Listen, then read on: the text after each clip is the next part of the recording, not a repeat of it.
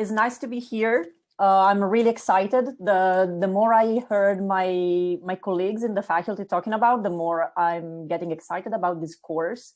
It's really unique. I really love how everyone is really trying to bring a hands-on element despite the virtual experience. This is something that I'm really passionate about, and I know that Shaq is too. And I really like how the experience is shaping up, because to me, I remember that some of the best lecturers and lectures I got at university were the one from adjunct faculty.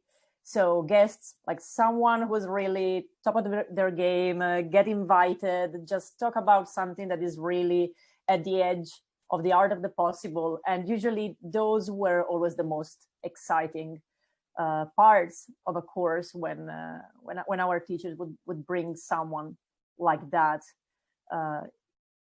to enrich the program. And it's exciting because LTIC seems to be like that all the time. A few words about myself. I suppose that I'm the only designer online and probably in the faculty. And this is a very good question that you may ask, like, why is an information designer by background here to teach you, lawyers, some of you very experienced lawyers, stuff about contracts? So everything I learned through academia and on the field. I've been working for over 10 years in a very niche endeavor that is trying to make contracts designed, user-friendly, simple, and try to transform them into human-centric documents that work well for business. So trying to transform them from legal adversarial tools designed by lawyers for lawyers that become useful only in case things go very wrong and you end up in court, to something that is relevant for businesses every day, for their relationship, and to actually make things happen in the commitments that they have with their counterparties. So I wrote my doctoral dissertation a few years back on how we can use visuals and other techniques from information design and plain language, clear communication to help people understand contracts better, faster, and how this better communication in turn can help creating a more effective, more dynamic and better business relationship, more trustworthy. At the moment, I'm running my one-person consultancy that is completely focused on this subject matter, Passera design, and I'm still holding one foot in academia as I hold a position as an assistant professor at the University of Vaasa here in Finland. By the way, I don't know if it's clear from my accent. I'm Italian, but I've been adopted by Finland. I've been here for 13 years or so.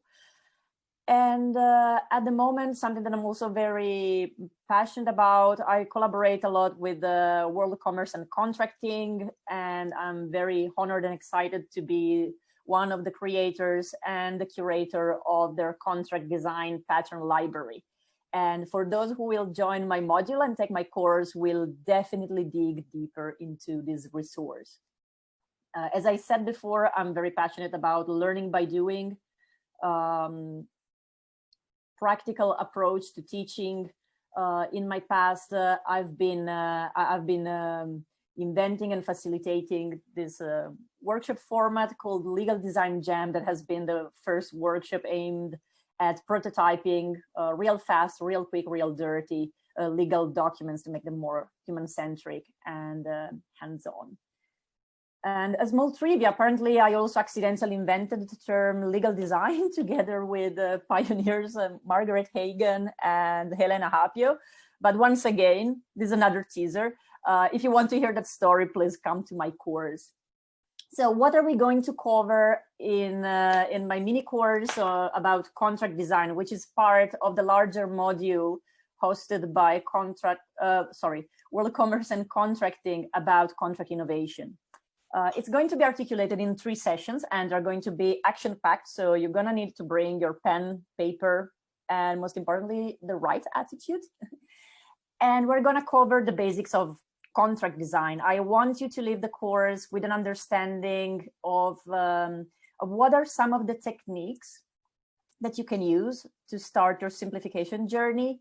I hope to give you a little bit of a brainwash, so change your mindset and create an understanding, a more proactive understanding about what is the real purpose of a contract.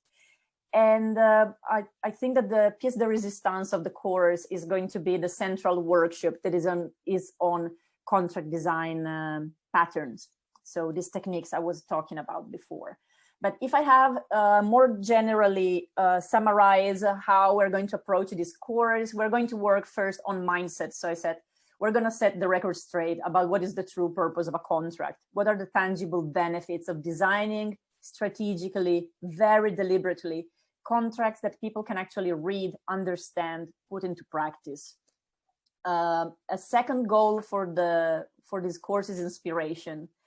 I hope to be able to provide you with lots of exciting top-of-the-class contract design example and case studies, and trying to dissect and understand what is going on there. So what is the design rationale?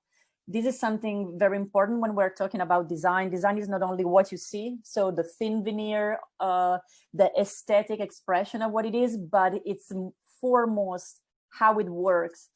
And importantly, design is not only the outcome, but also the process. So I hope that together, by having a lot of discussion and looking at these cases, I'm going to try to bring a lot of the cases on which I've been working on personally.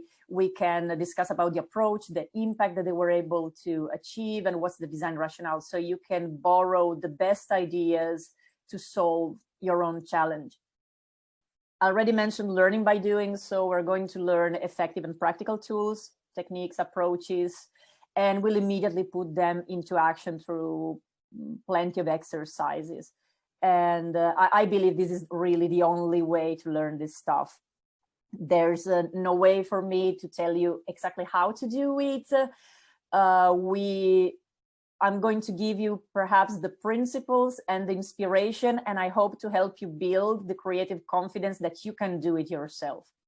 As I often say, the law is difficult, design conversely, or at least adding these tools to your drafting toolbox is not rocket science. You have to believe in your creative ability.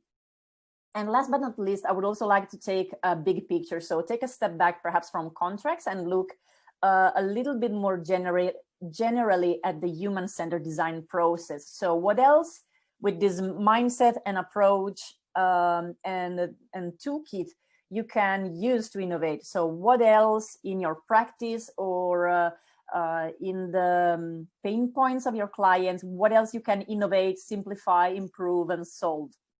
And one of the things we're going to look is how are the possibilities of legal design beyond the realm of contract design. So that's going to be perhaps our concluding session. Is it more taking a step back from contracts? So once you go back to your work, you're not going to say that, yeah, legal design is designing contracts. This is just one of the things we can do, but I would like you to get an appreciation that we can use the same methods for so much more.